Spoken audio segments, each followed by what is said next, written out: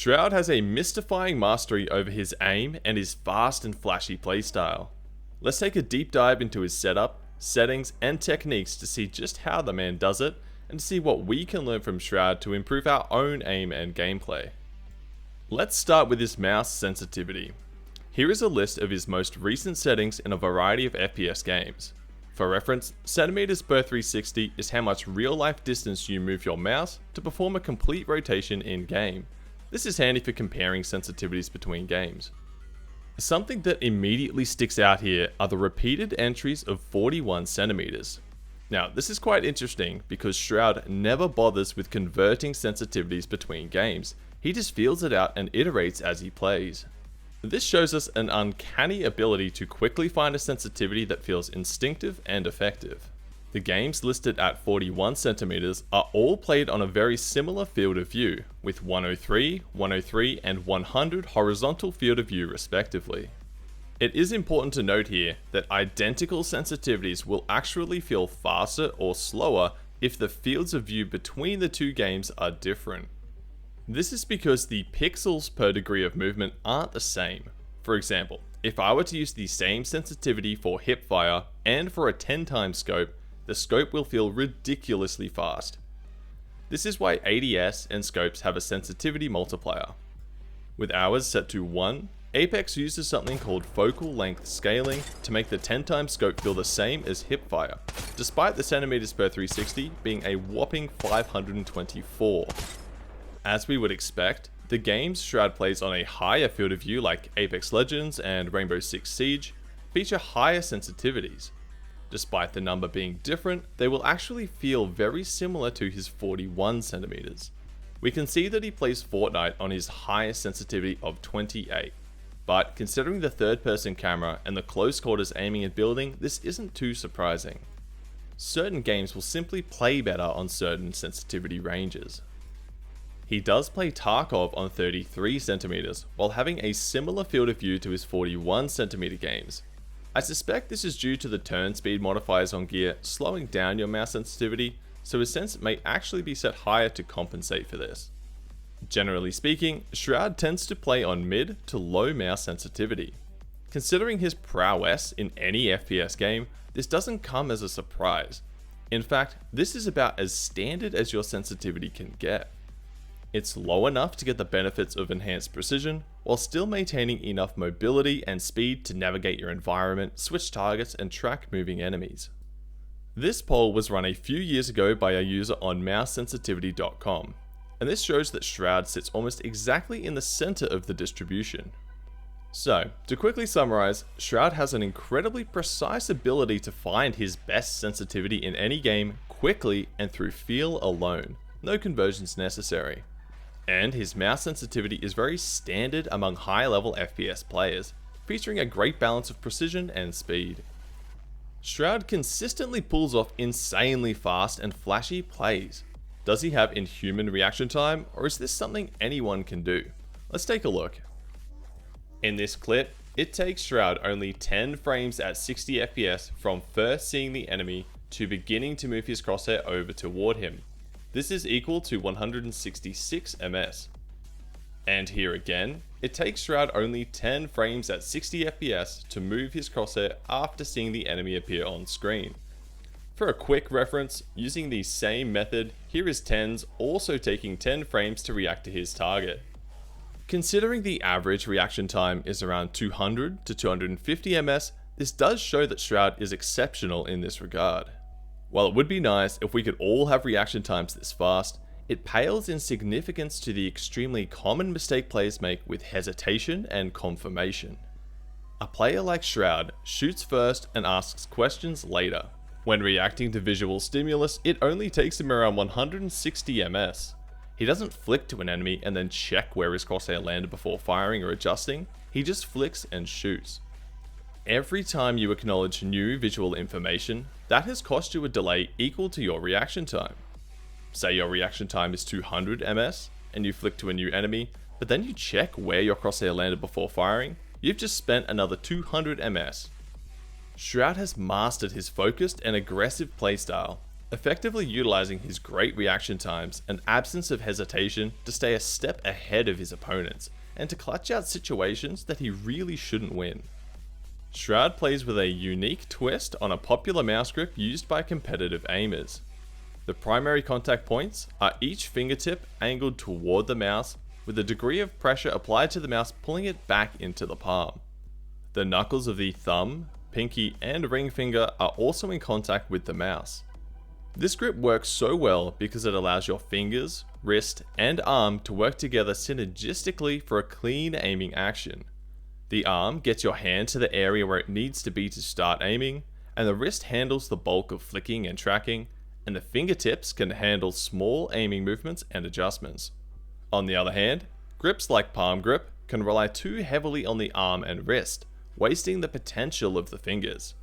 While fingertip sacrifices control over the mouse by not having it secured in the hand and relies too heavily on the fingers, it can also restrict you to using higher sensitivities. Shroud's unique twist is that he tends to have his pinky finger bent at the knuckle, pointing straight down into the mousepad. What this does is provide an extremely secure seating of the mouse within the hand, but it does sacrifice some micro adjustments of the pinky and the ring finger, and in a sense, it creates a wall for the thumb to push and manipulate the mouse against instead. This unique approach likely comes down to a combination of his own physiology and the mouse shape he tends to use.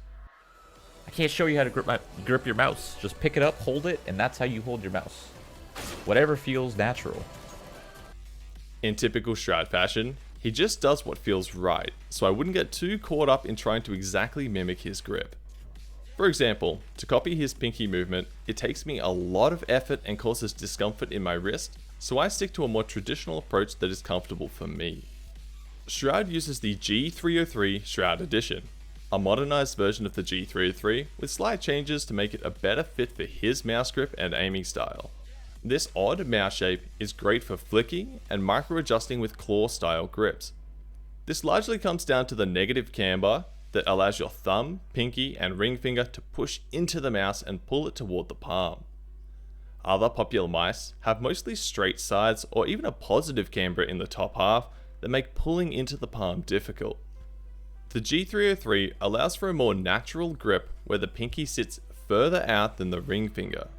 For example, if I close my hand as if I were gripping something, the pinky sits out wider than the ring finger.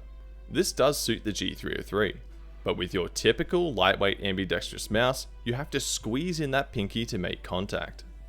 Having your mouse well seated in your hand makes flick shots and large mousepad swipes more comfortable, faster, and ultimately more accurate. This is an important component of Shroud's flicking accuracy and speed. The negative camber allows for excellent fingertip manipulation of the mouse, which plays a part in Shroud's headshot consistency. Being able to easily get your crosshair on center of mass can make you a great aimer, but to be world class, you need to be able to intentionally hit headshots. The G303 Shroud Edition's design makes small adjustments like moving your crosshair from shoulder or chest to the head, mid-fight or mid-tracking, much easier. All of this being said, this doesn't mean that other mice are bad, but if pinky positioning has never felt right, or the mouse just doesn't quite feel secure in your hand, then the G303 Shroud Edition may be a good, albeit expensive option for you. I have mained the G303 Shroud Edition for almost a year now, and if you're wondering what the green patch is for, it's to pad out the width of the mouse for my larger hands. If you are interested in this mouse, or any other gear that Shroud uses, I have affiliate links to them posted in the description if you'd like to help support the channel. Shroud uses the Logitech G840 Shroud Edition mousepad. Due to his sponsorships, he won't be out there experimenting with all the modern new mousepads, so we can't really say if the G840 is the best fit for him or not. With that being said, as far as cloth mousepads go, the G840 has good stopping power and a controlled glide, which is a great fit for Shroud's flick-heavy aiming style. But it does have one huge caveat. It only performs this well at around 55% or lower humidity. Once the humidity starts to climb, any clamminess or moisture on your hands will cause your skin to start sticking and skidding along the mousepad. This introduces frustrating inconsistencies into your aiming. Now, while Shroud does live in a humid climate, It's likely that his room is climate controlled through air conditioning, which can easily drop a room's humidity by 30% or more. The Mousepad is also notorious for collecting dirt, grime, skin, dust, and so on, which detracts from the usual glide. But considering this is Shroud, he's simply in a position where he can replace his Mousepad whenever this becomes a problem.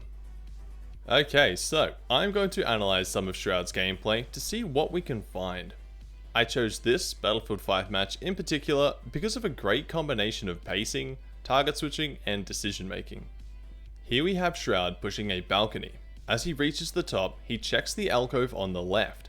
Notice how Shroud is positioned against the wall so he can peek this angle as sharply as possible without exposing himself to the rest of the balcony.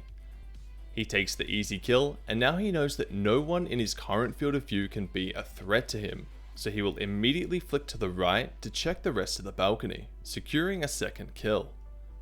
Now, this is quite interesting. You can see here that his teammate runs up the ramp in front of him. This tells Shroud that there are no enemies on that ramp or in the archway ahead of him. Otherwise, his teammate would have been shot at. So, using this info, Shroud skips that angle entirely and instead checks the courtyard, netting him another kill. This was a nice little display of game sense and is going to come up again a little later. Here he starts to push in and you can see how he's constantly scanning the area looking for new targets. When he does find someone, he instantly flicks onto them, aiming for the head for the quickest kill. The speed of his target acquisition and aiming for the head are crucial to supporting his aggressive playstyle. By minimizing his time to kill, he can overcome the disadvantages of sprinting and seeking out enemies that may already be holding angles or playing in groups. Ahead, he sees shots being fired down this path, and decides to take a few pot shots from where the enemies are likely to be. He doesn't actually see anyone, but these shots do a few very useful things. If they hit, he gets free damage and knows where an enemy is. If they miss, he knows that they aren't in that specific spot, and it also establishes him as a threat. The enemies will likely think he is playing from that angle, which gives him the freedom to push up. He gets the jump on the first guy, notices another to the left, and quickly flicks to finish them both without taking any damage.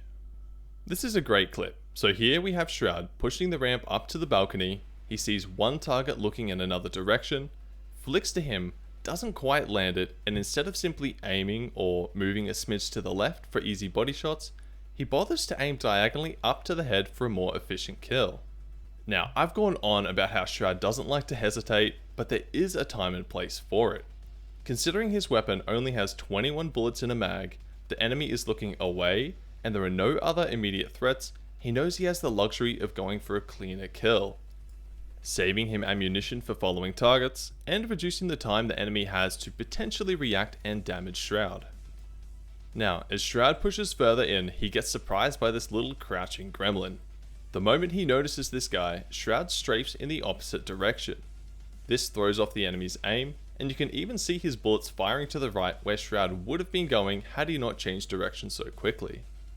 This was a nice move to quickly turn around a bad fight. Pushing up the stairs, Shroud checks the alcove, which is empty this time, and then immediately swings around to the next potential threat and gets a kill.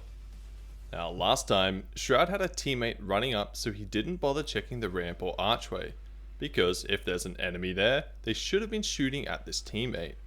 But this time, there is no teammate, so now he takes a moment to check these angles before aiming at the courtyard.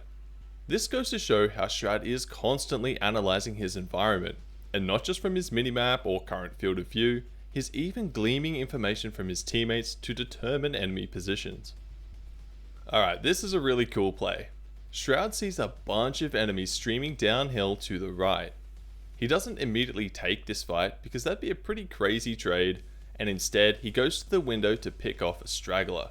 Unfortunately, he doesn't get a kill, and he's not going to re-peek because that'd be a bit too risky. Instead, he knows the enemies from earlier should have arrived by about now, and they have. He gets a free first kill, then has this guy fly past him. He goes for a quick flick headshot to remove the biggest threat as fast as possible, and with only 6 bullets remaining, he knows there should be another enemy. With well-intentioned crosshair placement, he peeks the corner, but the enemy has swung wide. So, he goes for this awesome flick shot straight to the head to finish a quick triple kill with 1 mag and full life remaining. Next, he reloads his weapon and he knows the two targets he fired at from the window initially have likely pushed up by now. So, with some great crosshair placement, he peeks and essentially gets the first kill for free, hardly having to aim. Unfortunately, he doesn't quite have enough bullets left for the second target, so he ducks away to reload. Instead of re-peeking that same angle and risking a bad trade, he opts to flank through the window instead. When Shroud is navigating the map, we can see that he is always close to cover. There's always a wall, a pole, or some other terrain nearby that he can play off. He never wants to be stuck in the open without any options. I would describe Shroud's gameplay as a combination of aggression and efficiency. He is constantly seeking and synthesizing information, even if there appears to be nothing going on at all. He's looking at his teammates, the minimap, scanning his periphery, all to quickly determine where the enemies should be and what advantageous angles he can fight them from. He takes constant risks to achieve such dominant gameplay, but through his efficiency, he mitigates these as much as possible. By always keeping cover nearby, never re-peeking angles, going for headshots, and utilizing quick flicks, he manages to consistently clutch out seemingly impossible fights.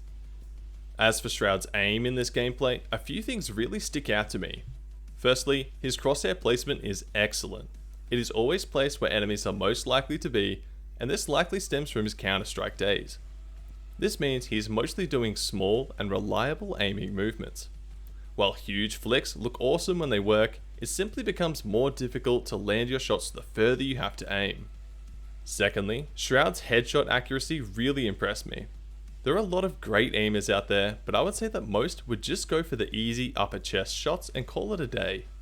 Shroud is obviously mechanically gifted enough to land headshots, but to also have the presence of mind to actively seek these out, and the ability to instantly know when it's not worth it, is on a different level.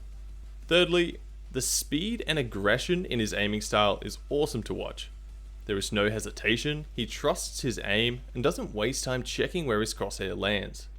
He also has no problem firing at angles when he hasn't confirmed if anyone's there or not. There's a fine line between wasting shots and your reloads and actually gaining value from blindly firing an angle, and Shroud seems to have found that balance.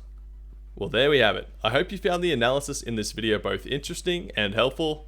If you like this video format, let me know in the comments below who I should analyze next. Subscribe for more content like this, and I'll catch you in the next one.